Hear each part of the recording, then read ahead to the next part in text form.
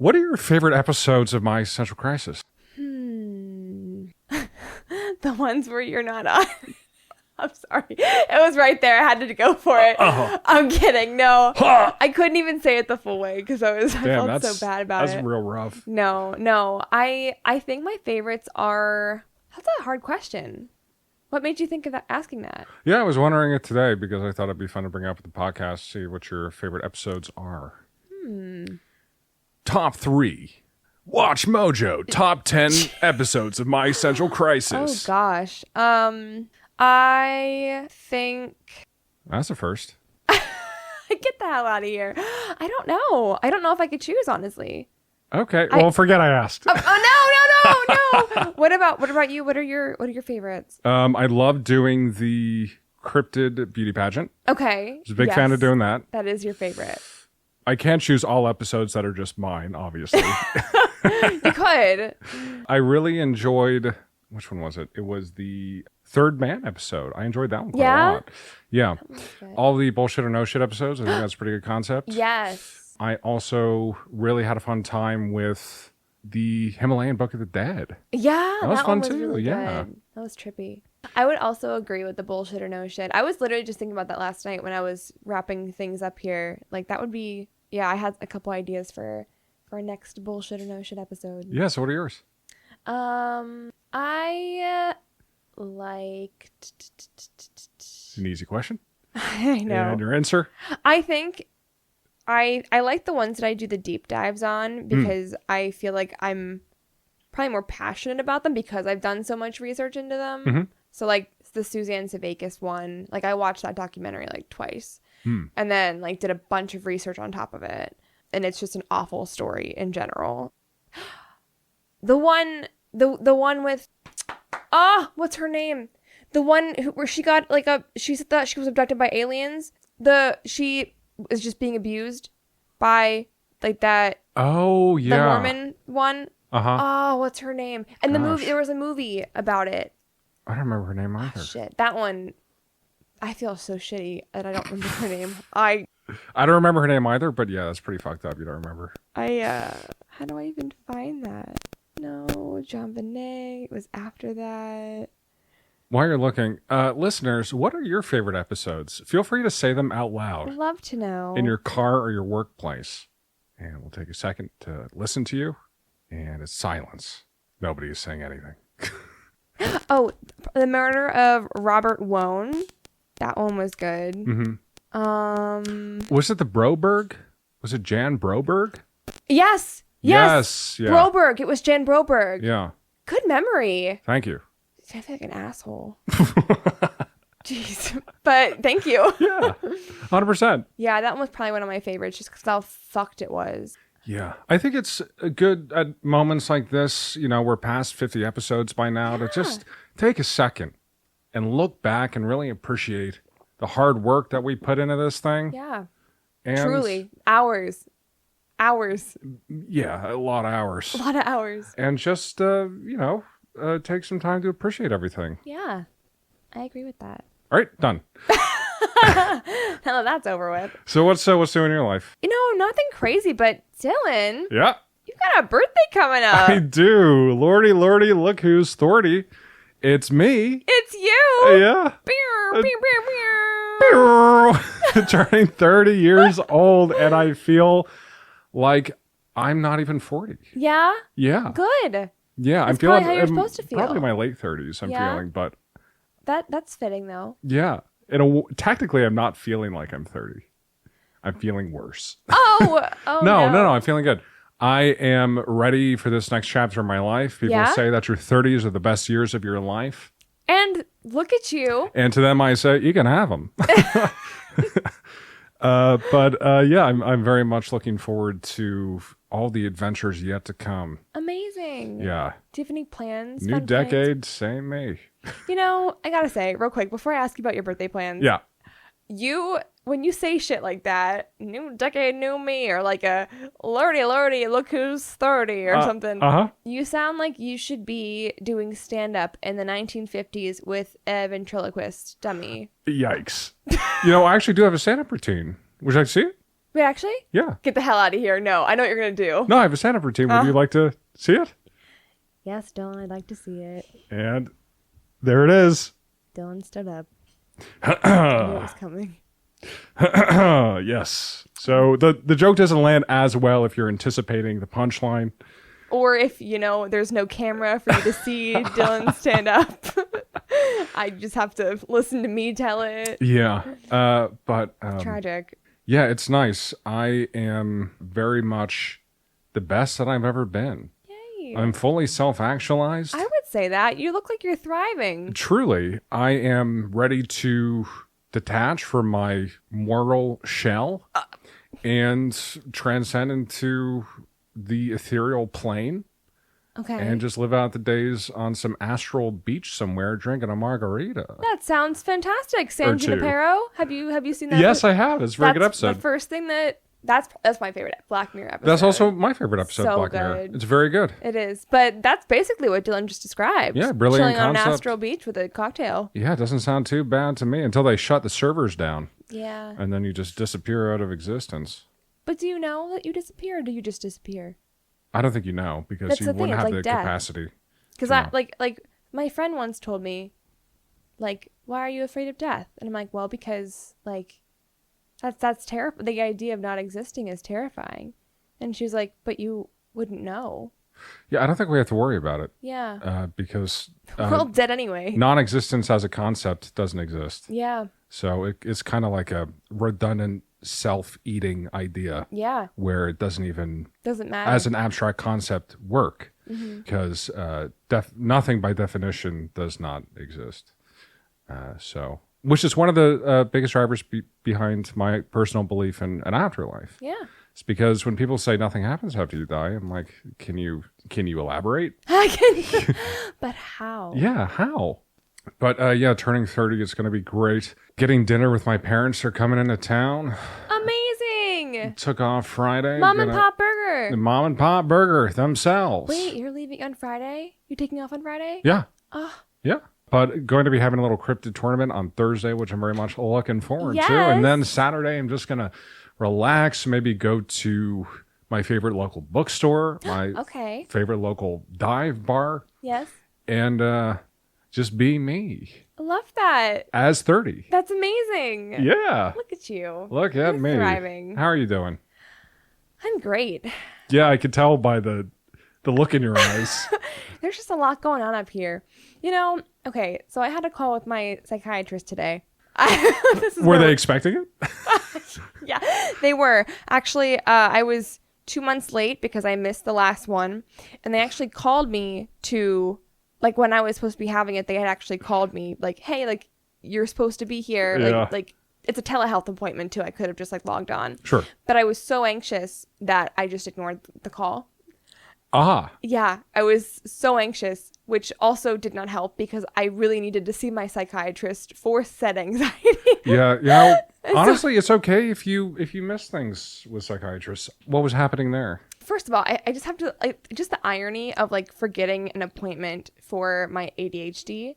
And it's not lost on me. No, me neither. And then the irony of being so anxious for your anxiety discussion, like being so anxious to having this discussion because your anxiety is bad that you just don't do it because your anxiety is so bad. What could go wrong in the conversation that makes you anxious? I don't know. It was like literally that morning when I woke up late, I retreated back into my 6-year-old Madison self where I was like, I'm going to get in trouble for missing this appointment. And like, I'm a disappointment. You regressed mentally. Genuinely, I did. I remember feeling so small and like, I was like, what the hell is happening? So Damn.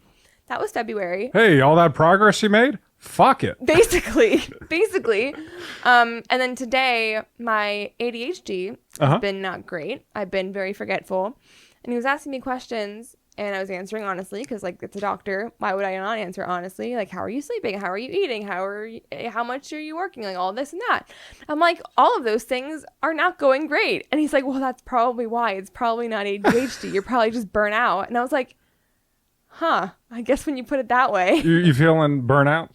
And that's the thing. It's not like physical burnout. It's like mental burnout. And it's not like I'm Like so I was telling David what the psychiatrist said today. Yeah. And he's like, I don't see you being burnt out. And my first instinct was like a gut punch, because I was like, well, that sucks, because I feel it. Yeah. But like, it makes sense, because I'm burnt out.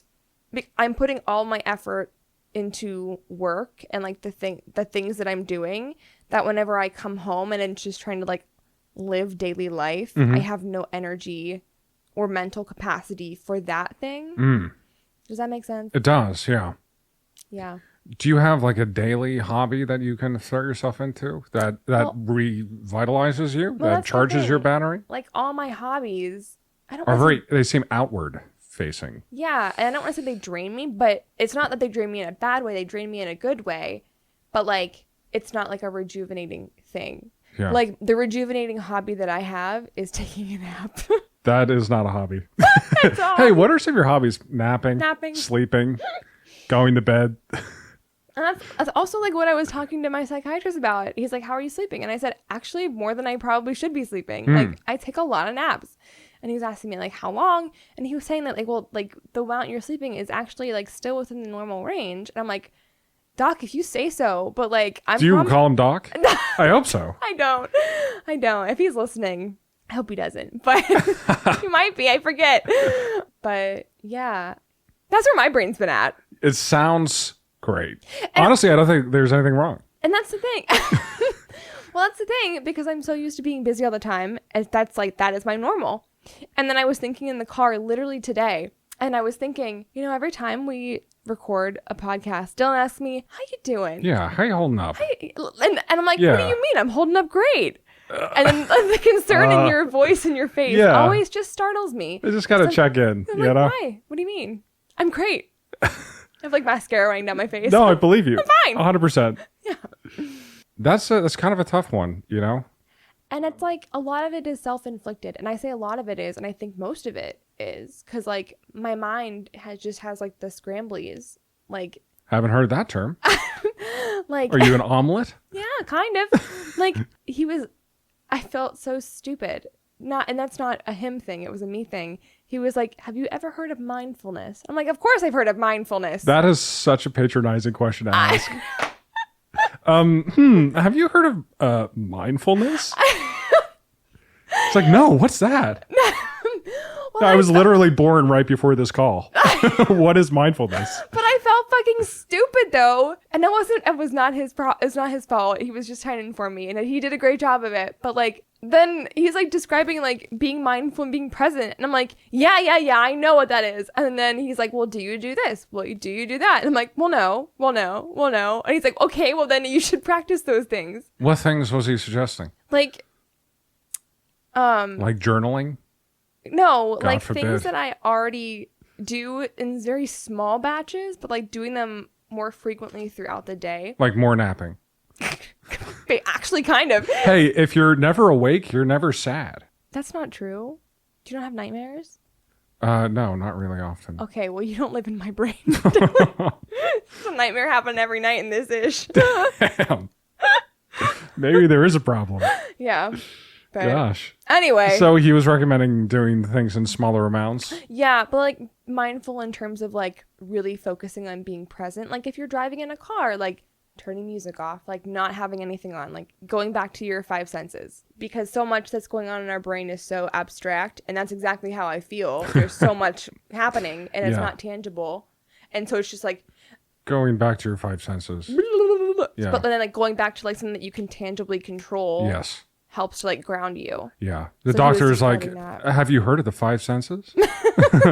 Something that helps me ground myself is just feeling the textures around me, which we so often ignore. Just like the grain of wood or the thread count of a nice pair of denim jeans. Wow. Those things can really pull you back into the moment through just the tactile sensory enjoyment that you so often neglect for things that are more cerebral. Yeah. Tactile is big for me. My problem is the thing I go to tactily, I don't even think about it. And it's like I pick it. That's bad, yeah. Yeah. I like my fingers, or like even as you were describing it, literally there was like a snag in my nail that I was picking at or like biting my lips. And I don't think about it. Gosh, yeah. Yeah, you're a mess. Yeah. What's new? What's new? But, So what are some steps that you're taking? well, I just had this call today. Yeah. So right now, my step number 1 is soaking it in and realized how fucked up I am. Mm-hmm. And step number 2 is trying to remind myself to be more mindful. Okay. And Remindful. Remindful. Exactly. Step And somehow trying to give myself grace for feeling tired when outwardly it doesn't seem like I'm doing all that much because I sit at a desk Yeah. for the entire day. My brain is just kaput. Yeah. All I can really do, is say, I hope you get through it. Because I don't deal with any of those issues. So I Really? can't really empathize all that much. Really? Yeah. That's crazy to me. That's how David is. He doesn't get it. Yeah, I just don't feel it. And I don't blame, I can't blame, yeah, I can't obviously I don't wish it on anybody. But But maybe maybe I do. I do. Gosh. Yeah. It can be hard to strike a good work-life balance. And, I've had jobs where I was like working 8:30 in the morning to 10 at night and just exhausted going to sleep just to get up and work again. But I guess it's really about just setting boundaries with yourself And that's and with like other people. my hardest thing. And it's not even like in terms of like work-life balance, honestly, I think of like my hobbies as part of work, which I know is not great. No, that's the opposite of great. It is, but like whenever I think of like work-life balance, like everything I love to do is work in some way, and like to do it while I enjoy doing it, it's still taxing mentally to like produce. Does that make sense? Sure. You're So- like exerting mental energy Exactly. to do even the things that you like. Exactly. So like I categorize that as like work still, and then like life I categorize as like just like the basic tasks of functioning like a human being, like eating, sleeping, breathing, Right. cleaning the house, doing laundry. Yeah. Maybe you should get a coloring book.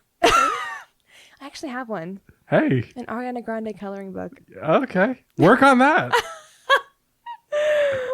That'll solve all of your problems. I hope so. If you're not fully self-actualized like I am, Yeah. by the time that you're done with that coloring book, get another one. Hey, folks, welcome to My Existential Crisis. The podcast where we talk about all the things that make us question our entire sense of self. My name is Madison Epley. And my name is Dylan Berger.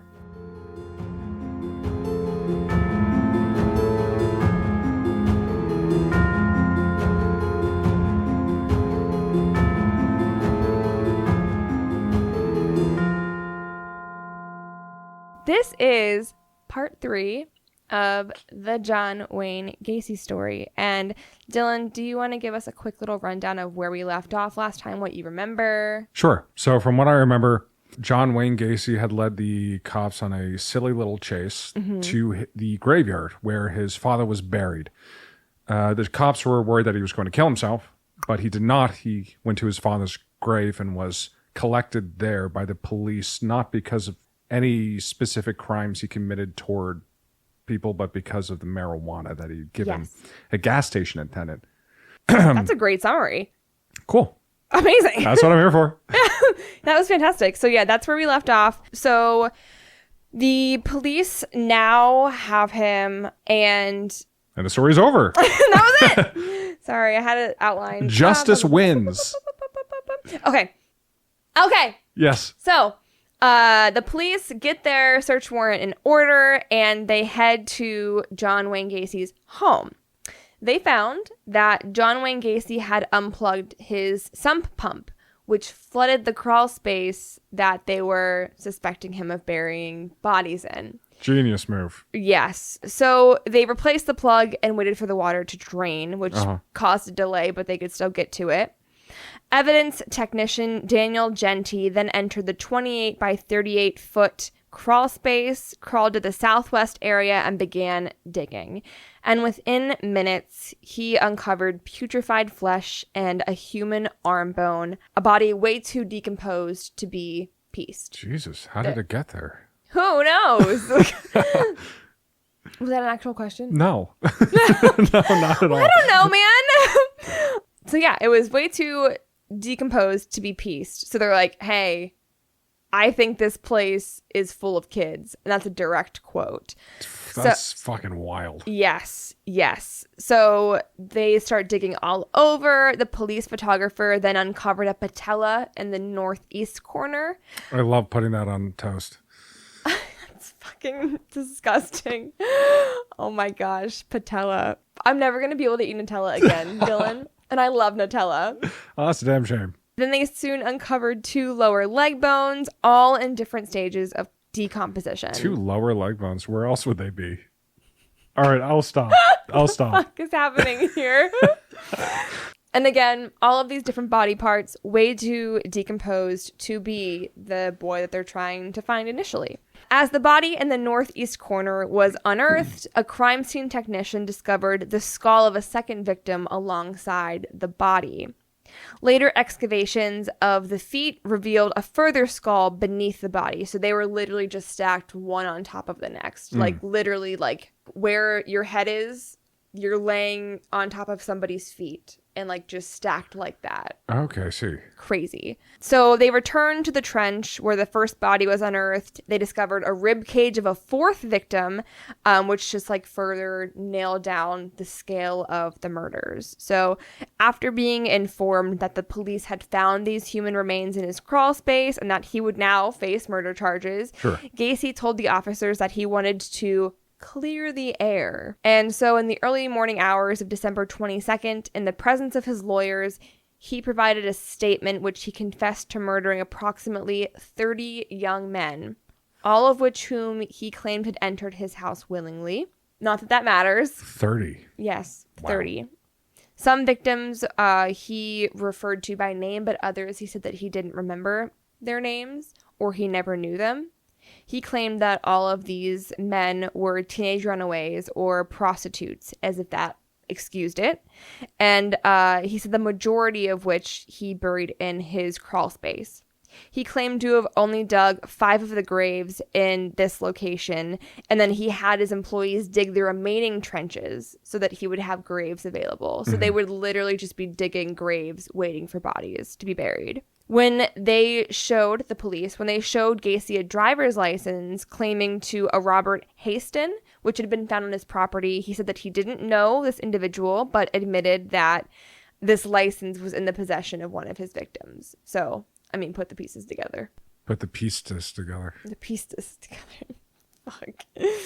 He also confessed to having planned to further conceal the bodies beneath his property by covering the entire crawl space with concrete in January. He just was a month too late, if not weeks too late. When questioned specifically about Piest, Gacy did confess to luring him into his house and strangling him on December 11th. So while Piest's mother was waiting at home with her lit birthday candles, wondering where her son was, he was already dead. He also admitted to have slept alongside Piest's body that evening before disposing of the corpse in the Des Plaines River in the early hours of December 13th. A lot of parallels with... Bundy? No. Dahmer? Yeah, a lot of parallels with Dahmer. There are, for sure. Sleeping next to the body. Mm-hmm. Yeah. Yeah. I don't think that gets, like... I'm sure people know about it, but I don't think that comparison is, like, drawn to a lot. Yeah, and also young boys. Mm-hmm. Yeah, for sure. Remember whenever John Wayne Gacy in the first half of the story, I believe, he was covered in mud whenever he went to the police station at like 3 a.m. Mm-hmm. He had just gotten back from throwing Robert Piest's body in the river. Damn. And he had, in fact, been in a car accident. That part of his story was true, and he had to have his car towed. However, the reason for the mud was because of disposing of the body. Yeah. If you need to show up to a police station, don't show up covered in mud. Yeah. Even if you're innocent, you're going to look like you would just dispose of a young teenage boy's body in the river. Yeah. That's a really good tip. Yeah. Honestly, take some time to like wash up a little, change your clothes. Yeah. He could have done it the next day or something. Right. Literally had so much time. He was already a day late. Right. And his logic that if he showed up to the police station, just like having showed up is going to be enough. Yes. At 3 a.m. Yeah, that it'll just like give him a pass is a little... It's like, I showed up. A little silly. You weren't here. Yeah. Where were you at 3 o'clock in the morning? Huh? Not doing your job.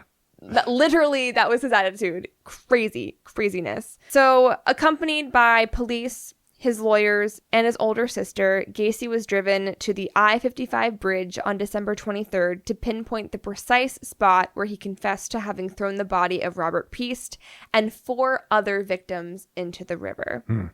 Gacy was then taken to his house and instructed to mark his garage floor with orange spray paint to show where he had buried the individual he had supposedly killed in self-defense, which was John Bukovich. To assist officers in their search, Gacy drew a rough diagram of his basement to indicate where the other bodies were buried.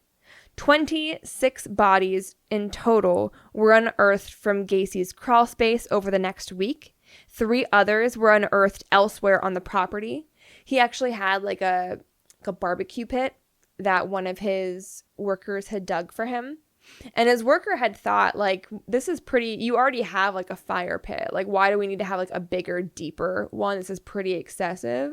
And it was because he was burying bodies under there as well. Yeah. And out of this case, one of the, I don't know if zaniest is the right word, but certainly one of the wackiest quotes from John Wayne Gacy came out of this case. I believe it's attributed to him, which was, "My only crime was running a cemetery without a license." I believe it. I definitely believe that, because he was also very much of the mindset that, like, I think we talked about this before, but he was very much of the mindset that, like, these men were his property. Yeah. And he was, like, up in arms over the fact that, like, how dare you tell me what I can do with my own property? Mm-hmm. Not his property meaning the house, his property meaning the boys. Right. Which is just so fucked. This world is so fucked. It is. It's all fucked. It's so fucked. As the flooring and the walls of the property were dismantled, additional evidence, including identification cards and further deviant books, were discovered that he was hiding away. He murdered at least 33 young men and boys, 26 of whom he buried in the crawl space. His victims included people he knew and random individuals lured from Chicago's Greyhound bus station, Bughouse Square, or off the streets with the promise of a job with PDM. He would also offer them a drink or drugs or money for sex.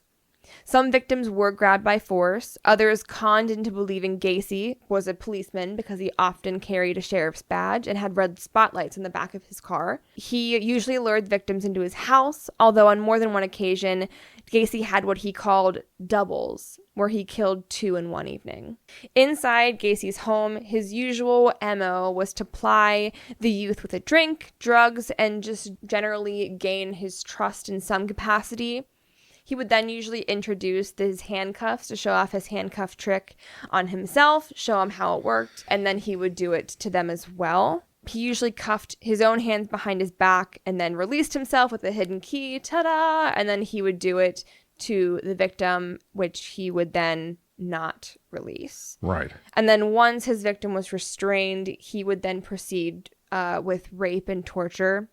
He frequently began by sitting on or straddling his victim's chest before forcing the victim to fellatio, fellate is the word, him. Yeah.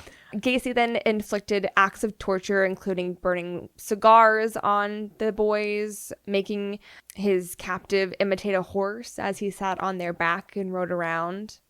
Like, very, like... Like doing a neigh like, noise? I don't know about the... Probably because he's so fucked. But yeah, like, what... Depraved is the word that I'm looking for? Yeah, that sounds about right. Yeah. Yeah, he would put makeshift reins around their necks. He would also violate them with foreign objects, such as dildos or prescription bottles, even. He would frequently shackle his captives' ankles to 2x4s with handcuffs attached to each end, inspired by the Houston mass murderers. And he also taunted his victims throughout their abuse and was known to have partially drowned several in the bathtub before repeatedly reviving them. Usually, how he murdered his victims was by placing a rope tourniquet around their neck and progressively tightening it with a hammer handle, and he referred to this as his rope trick, informing his victims that this is the last trick before he were to kill them. He said that occasionally the victim would convulse for an hour or two before dying, although several victims died by asphyxiation or from the cloth gags that he would stuff in their throats. And the cloth gags were introduced after, I believe it is the second victim, John Bukovich, which we'll get into a little bit later on why that's so important.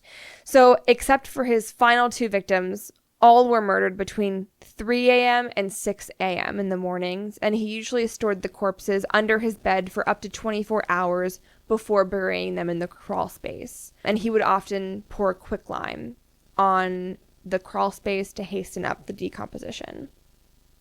He actually also, remember he worked at a mortuary, he also took some of them to his garage and embalmed them prior to burial. So his first murder, Timothy McCoy, I'm not going to go through every single one, but just kind of like to show you the progression of him. His first known murder victim occurred January 3rd, 1972. And according to Gacy, this was following a family party the previous evening. So he drove to the Civic Center in the early morning to view a bunch of ice sculptures. He then lured 16-year-old Timothy Jack McCoy from Chicago's Greyhound bus terminal into his car. McCoy was on his way home to his father in Omaha, Nebraska, and he told Gacy that the bus wasn't due until noon, so he had some time to kill. Gacy took McCoy on a sightseeing tour of Chicago and then drove him to his home with the promise that he could spend the remainder of the night, and then he would just like drive him back to the police station. So like, hey, you can get a good night's sleep here. I'll drive you back whenever your bus is going to be there. And McCoy was one of the later victims to be identified. Mm-hmm. I think it was in the 2000s that he was identified, actually. But so for most of the time, he was just known as the Greyhound bus boy.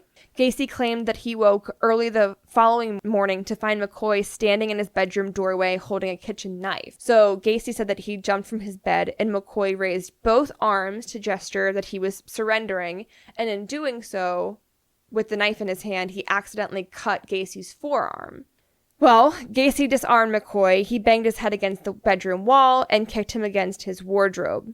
McCoy kicked Gacy in the stomach to defend himself, doubling Gacy over. But then Gacy grabbed McCoy, wrestled him to the floor, and stabbed him repeatedly in the chest. As McCoy lay dying, Gacy claimed that he washed the knife in his bathroom and then went to his kitchen, where he saw the makings of breakfast on the table. McCoy had set the table for two. He had walked into Gacy's room to wake him up while absentmindedly just carrying the knife in his hand. He was trying to do a nice thing, and then Gacy had murdered him. Mm. Gacy buried McCoy in the crawl space, and then in an interview several years later after his arrest, Gacy said that immediately after killing McCoy, he felt, quote, totally drained, yet noted that as he stabbed McCoy and listened to the gurgulations and gasping, he experienced a mind-numbing orgasm, adding, "That's when I realized that death was the ultimate thrill." So that was murder number one. Mm-hmm.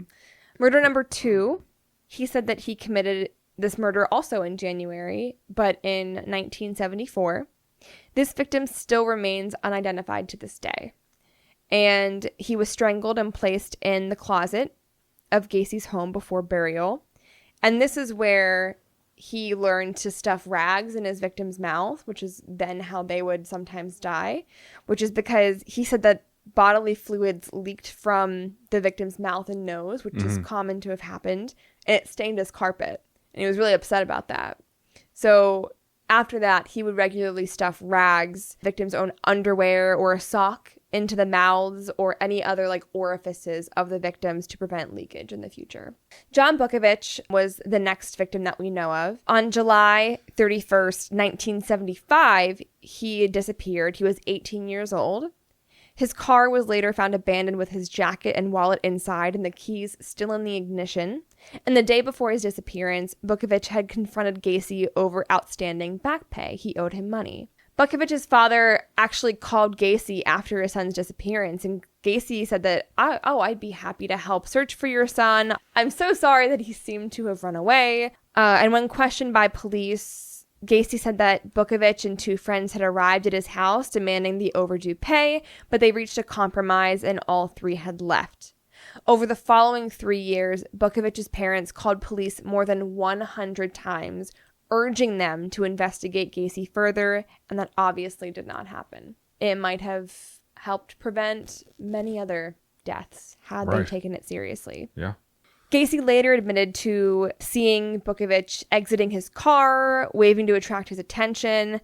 Bukovic said, "I want to talk to you." Gacy invited him inside for a drink, saying like, "Hey, we're going to settle this issue about the wages." And then this is where he employed the handcuff trick. Gacy said that he confessed to having sat on the kid's chest for a while before he strangled him. Again, like as a way of torture, just like messing with him psychologically.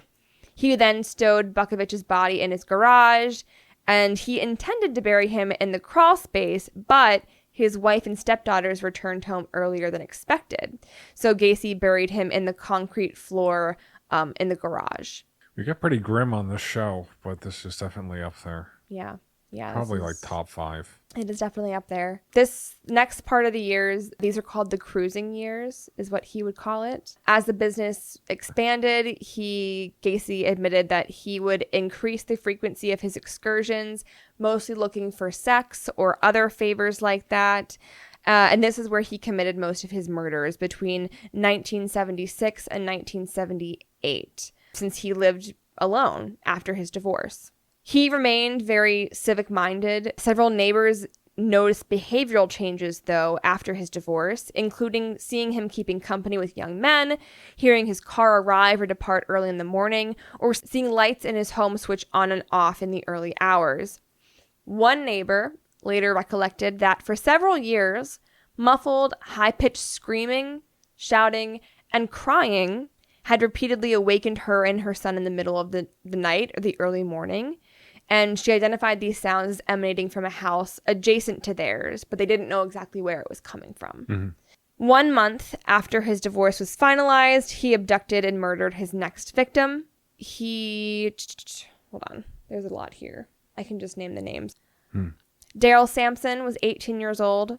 Randall Reflet was 15. Michael Bonin was 17. William Carroll was 16. James Hackinson was 16. There's 2 still identified males that were murdered between August and October 1976. And then he also killed teenage friends Kenneth Parker and Michael Marino. Those would probably be what he would consider to be his doubles. He then murdered 21-year-old Francis Alexander, Gregory Godzik, 17 years old, 19-year-old John Sizik, and then another unidentified youth. We don't know how old he is, but he was buried in the crawl space in 1977. Michael Bauman, 19 years old. Russell Nelson was 21 years old. Tommy Bowling was 20. Robert Winch was 16. U.S. Marine David Talisman was 19 years old. Robert Donnelly was 19 as well. He was a college student. William Kindred was 19 as well. Jeffrey Rignall was 26.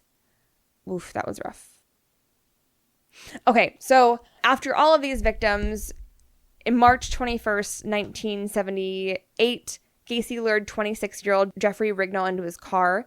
Gacy chloroformed him and drove him to his house, where his arms and head were restrained by a pillory device affixed to the ceiling, his feet locked in another device. He was raped and tortured. He used candles, whips. This was probably one of the most brutal ones. And then he was dumped into Chicago's Lincoln Park. He was unconscious, but he was alive. He actually managed to stagger to his girlfriend's apartment. Police were informed of the assault, but they did not investigate Gacy.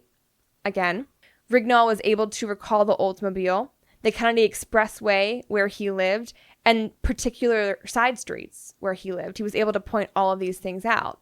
And he and his 2 friends actually staked out the Cumberland exit of the expressway. And in April, he saw the Oldsmobile, which he and his friends followed.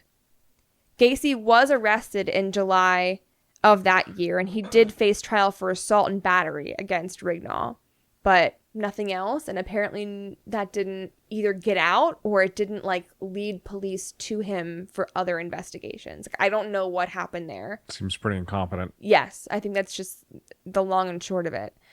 And by that time, he didn't have any more room in the crawl space for bodies. So he chose to dump his victims in the Des Plaines River. This is where we start to go that route. 20-year-old Timothy O'Rourke, 19-year-old Frank Landigan, 20-year-old James Mazzara, and then, of course, Robert Piest, which is what we are at right now. So yeah. Robert Piest was murdered shortly after 10 o'clock at Gacy's home on December 11th, 1978. Gacy later said that at his house, he gave Piest a soft drink before asking whether there was anything he wouldn't do for the right price, which Piest replied that he didn't mind working hard. I don't think he understood. In response, Gacy stated that good money could be earned by hustling, although, again, Piest was dismissive. I don't think he understood. He then did the handcuff trick, and there are various statements from Gacy, so we don't know exactly what occurred, but he claimed that Piest failed to resist as he removed the boy's pants, which that also does not matter, but still just like how much he thinks that like he's defending himself and his actions is just crazy. Yeah. He said that he remembered that the boy was crying, scared, and he actually admitted to have received a phone call from a business acquaintance as Piest lay dying. Oh, so, yeah, heavy stuff. So Gacy was brought to trial on February 6th, 1980, charged with 33 murders. He was tried in Cook County, Illinois, and it was so hard to get him a trial because there was so much press coverage of this everywhere. How do you get an impartial jury to weigh in on a case like this? Everybody knew about it, and it was so personal because it was right in their hometown that was supposed to be safe. Yeah. So at the request of the defense counsel, Gacy spent over 300 hours with doctors to kind of get like a psychological evaluation. They were trying to claim insanity, but the doctors did confirm that he was mentally competent. Mm-hmm. Gacy tried to convince them that he had multiple personality disorder. He claimed to have different personalities, like the hardworking, civic-minded contractor, the clown, the active politician, and a policeman. And then when he could confess to the police, he said that he was relaying the crimes of one of these personas. All of it is bullshit.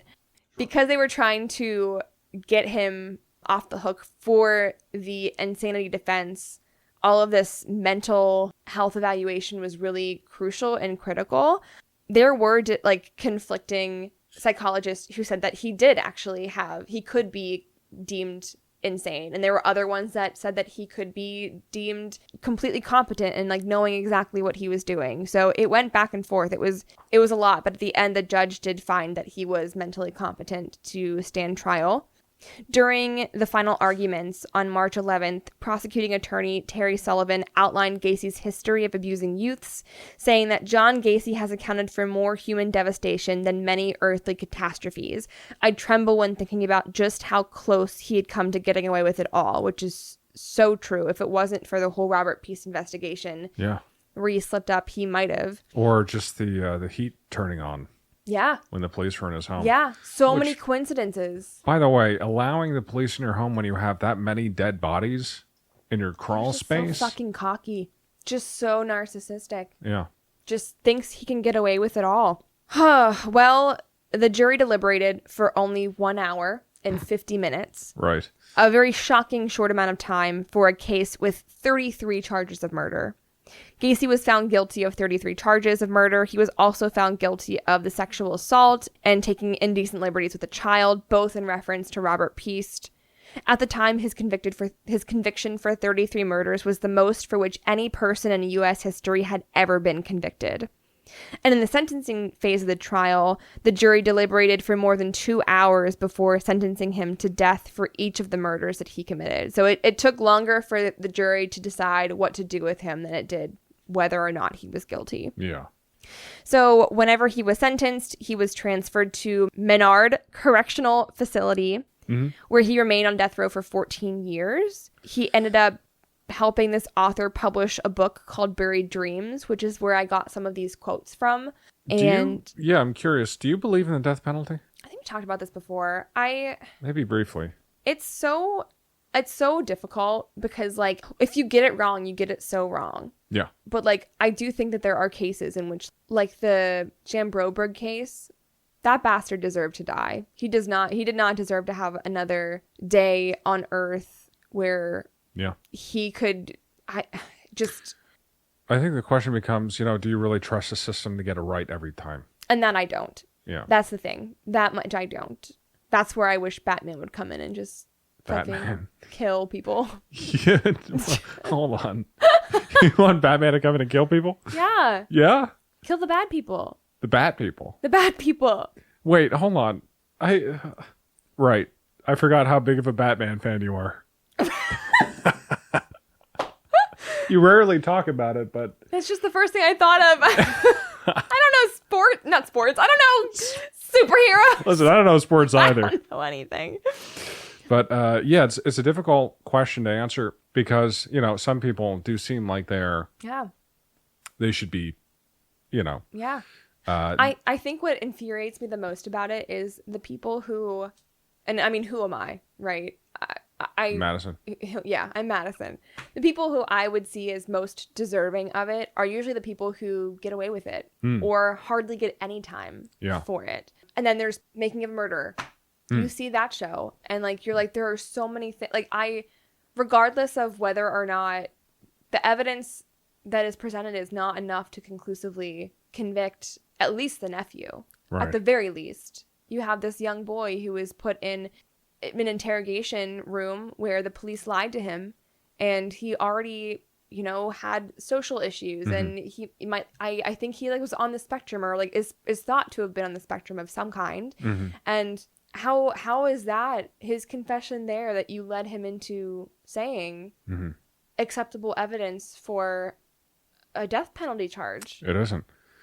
Ultimately, the system that we have isn't perfect. And largely because of that, I don't personally believe in the death penalty. No, that's so fair. Yeah.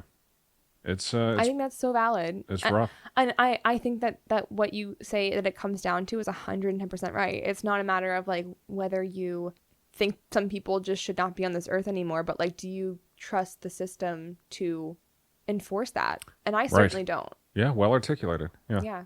Well, speaking of death penalty, John Wayne Gacy's execution. He was set to be executed on May 9th, 1994, and for his last meal, he ordered a bucket of KFC, where he used to work, French fries, a dozen fried shrimp, fresh strawberries, and a Diet Coke. I heard a really funny joke one time that when somebody if I were on death row for my last meal, I would order the electric chair, and I would just eat that until it was all gone, and then they couldn't kill me anymore. That's so fucking funny, Dylan. I don't know who to attribute that to exactly, yeah. but what about now with the lethal injection? You just eat the injection. The lethal injection. And then I guess you die. You die. In that case. Yeah. Oh, we could have a whole episode on lethal injections and how they're really ineffective and how that whole science is a little bit fucked and people suffer a lot. They do. 100%. Speaking of fucked up things with lethal injections, did you know John Wayne Gacy's was fucked up? Was it fucked up? It was fucked up. I did not know that. It was fucked up. After receiving last rites from a Catholic priest, he was escorted to his execution room where a crowd of about 1,000 people gathered. Damn. Yeah. That's a huge crowd. It was. It was a mixture of anti-death penalty protesters, but mainly people in favor of it. A lot of t-shirts that said things like "No tears for the clown," things like that. And it's kind of a badass slogan. It kind of is, actually. I read that. I was like, I kind of want one of those shirts. I know, right? Yeah. We could make one. Yeah. I would love to see what the design is because I'm sure there are pictures. Yeah. And then I can just replicate it and put it on a shirt. Oh my gosh, Dylan. That would be amazing. Yeah. Would love that. I don't know what the copyright is on that, but I don't think there's any. It's just put it in the merch store. Yeah. We don't have a merch store. We don't have a merch store, but as of yet. But who knows? Not me. But yeah, I could just be like a clown face. It doesn't have to be John Wayne. I don't think I want to be wearing John Wayne Gacy's face around. Yeah. But I'd wear a clown. Just maybe an abstract clown. Yeah. And yeah, I can see it. I can figure it out. Okay. So, this lethal injection. At 12:40 a.m. Me when I'm going to get a flu shot? Anyway, please continue. The procedure to administer the lethal injection began, although the chemicals used in the execution solidified unexpectedly, clogging the IV tube. That's The embarrassing. execution team replaced the clogged tube and the execution resumed, but the entire procedure took 18 minutes. Anesthesiologists blamed the problem on the prison officials' inexperience at conducting an execution, and the error apparently led to the Illinois' adoption of an alternative method of lethal execution. So it was very new. Do we have his last words? Yes. They were his last words, but we don't know if they were intended to be that. I think it was just like him like saying fuck you to like people. But it was like, hold on, I do have it. Kiss my ass. Jesus. Kiss my ass. His final statement to his lawyer before his execution was that killing him would not compensate for the loss of others and that the state was murdering him. His final spoken words were reported to be kiss my ass, although prosecutor William Kunkel stated that these words were spoken to a prison official and were not part of any official statement made by Gacy. Gotcha. After Gacy's death, he was definitely, confirmed dead, and his brain was actually removed. And it's in the possession of a woman named Helen Morrison, who was a witness for the defense at Gacy's trial, who interviewed Gacy and other serial killers in an attempt to isolate common personality traits of violent sociopaths. So she's studying the brain. Yes, apparently, supposedly. His body was then cremated, and his ashes were scattered in an undisclosed location. So we don't know. Over like a random KFC. Probably. That'd be nice. Honestly, probably. I will say, though, that one of the first things that Gacy told investigators after his arrest was that he had not acted alone in several of the murders. And he actually asked, one of the first things he asked was if any of his associates had been arrested. And when questioned whether these associates had participated directly or indirectly in the killings, Gacy replied directly. He later claimed that Cram and Rossi, two of the contractors that testified against him, were involved in several of the murders. And some defense attorneys and investigators researched the possibility of this, and there's actually overwhelming evidence that he did work with an accomplice. So, in one instance, Gacy informed FBI profiler that 2 or 3 PDM employees had assisted in several murders, and he believed that there were unexplained avenues to the case that Gacy had killed more than the 33 victims in multiple states. And this could be how. So, for example, Jeffrey Rignall, who had been assaulted and tortured by Gacy, the one that I had mentioned, he was adamant that at one point during his ordeal, a young man with brown hair had watched his abuse and that he saw a light come on somewhere else in the house while it was happening. Oh. 3 days before his arrest, 2 officers followed Gacy to a bar where he met 2 employees, Michael Rossi and Ed Hefner. And Gacy was very anxious. Again, he's being observed by the police. They're like right next to him. And he said to both of the young men, "You better not let me down, you fuckers. You owe it to me."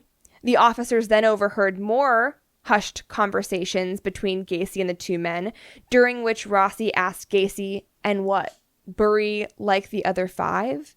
In interviews from death row, Gacy said that at the time of his arrest, 3 PDM employees were considered suspect in the murders, all whom he said were in possession of keys to his house. In addition to Cram and Rossi, Gacy named a former employee named Philip Pasquet, who was a close associate. And in the late 1970s, super fun fact, Norman, another associate that he had named, operated a nationwide sex trafficking ring based in Chicago, known as the Delta Project. Huh. And at least 2 victims believed to have been murdered by Gacy had been last seen alive close to where this Norman guy lived. This also then connected Gacy to this sex trafficking ring, which is probably where he was able to have ties in. He also claimed that he was not in Chicago when 16 of the identified victims disappeared. And in 2012, 2 Chicago lawyers said that travel records show that he had been in another state at the time of 3 of the murders, implying he had 1 or more accomplices. Wow. That is wild. Wild. Usually think of John Wayne Gacy as operating alone. Yep, no. But not only... Nobody else was charged for anything. Huh. In terms of the legacy he left, not great. Yeah. Of course. People hate clowns. Obviously. Yeah. A lot of like horror movies have come from that. Think of It. Think of all of these other things. Pogo the Clown. He did paint while he was in prison. Right. Just like you. He would usually produce things via commission. Not just like me. Thank you. Just like Dylan. Nope. Not just like me, thanks. No. Thank you. He would draw inspiration from a wide range of artwork. He would draw clowns, Jesus, the Seven Dwarfs, skulls, his own home, and Elvis Presley. And these paintings have been displayed at exhibitions and actually sold at auction, which is just so fucked to me. Damn. I think that, like, if you're selling these at an auction and all of those proceeds aren't going directly to the victim's parents, like, that is just fucked. Where do the proceeds go? I think people just buy them. I don't know. I think it goes to, like, the Gacy estate or something. Really? I don't know. I have no idea. But if it doesn't, God. that's fucked. It's like that same conversation around who gets the proceeds from Mein Kampf, you know? Oh, When shit. people buy that book. I didn't even think about that. It has to go somewhere. It has to be like the Holocaust Museum or something. Like, To something. it needs, yes. Or else it's fucked. Yeah. But, so there's that. Seven Dwarfs, huh? Oh, Sam Amarante, who was actually Gacy's defense lawyer, he's the one who pushed him into initial confession. He actually authored procedures that were incorporated by the Illinois General Assembly in the Missing Child Recovery Act. And at the time of the Gacy murders, Illinois police had to wait 72 hours before initiating a search for a missing child. After this act that was pushed by his lawyer, it was now an immediate procedure that you could report it missing and start the investigation. So as a result of this, the nationwide network was actually created that was aimed at locating missing children. And this has since developed into the Child Abduction Emergency, commonly known as the Amber Alert. So no thanks to him, but his lawyer, who had helped push that into today's lexicon in the legal system. Wasn't his lawyer also staunchly on his side? In the beginning, he was. In the beginning. Okay, gotcha. And so that's the other thing too. He, if you were to watch the Gacy tapes on Netflix, his lawyer is there speaking. I mean, he was good friends with him in terms of being like a lawyer. He had no idea. He didn't suspect anything at all. And in terms of being his defense lawyer, I mean, as shitty as it sounds, he was just doing his job. I don't know how I feel about that, honestly. Right. I mean, everyone's entitled to legal representation. And that's kind of like what he ended up doing for his former friend, his current friend, technically, in that time. And one of the fathers actually came up to Sam Amarante and said, I don't fault you for defending him. Like, and he basically said, like, just like everybody else, he deserved a fair trial. And you definitely gave him that. Yeah. So, yeah. It is also said that the total number of murder victims could be as high as 45. Oof. And there are still unidentified bodies to this day. Damn. And that's all I've got for you for the John Gacy events. Yeah, a lot of those details I was unaware of. That is certainly one of the darkest stories that we've covered. Yeah. And one of the most, like you said, depraved people that we've talked about on this podcast. And we've talked about a lot. We have. We cover a lot of people. Yeah.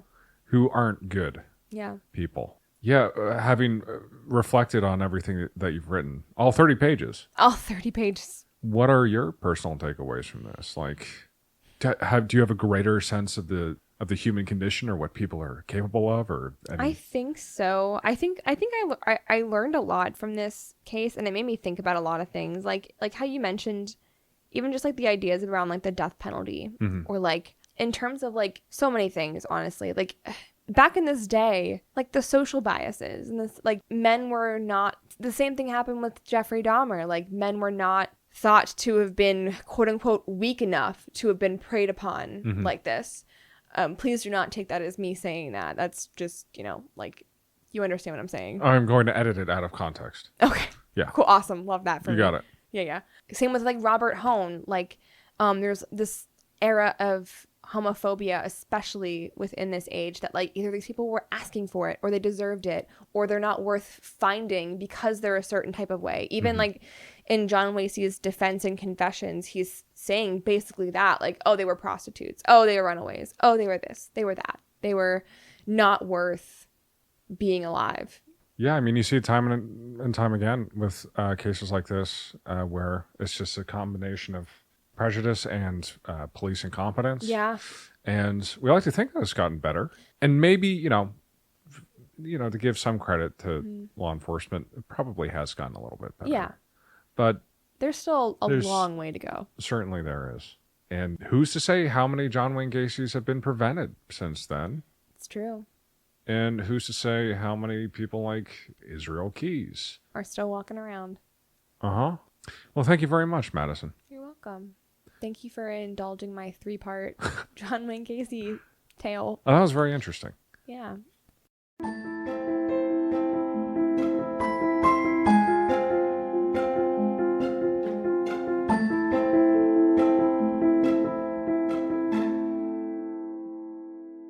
Well, if you are interested in hearing more, this is the last that we'll talk about John Wayne Gacy, I promise, at least for a full episode. You can find us on Facebook and Instagram at ME Crisis Pod. You can also email us at My Existential Crisis Podcast. Yep. My Existential Crisis Podcast at gmail.com. Feel free to like and subscribe. As cheesy and corny as that sounds, give us a like, give us a follow, give us a rating. Yes, rate us 5 stars on Spotify. That'd be great. That'd be lovely. I would love. Happy birthday to Dylan. For my birthday, all I'm asking, literally the bare minimum, is to rate 5 stars. Yeah. On Spotify. Yeah.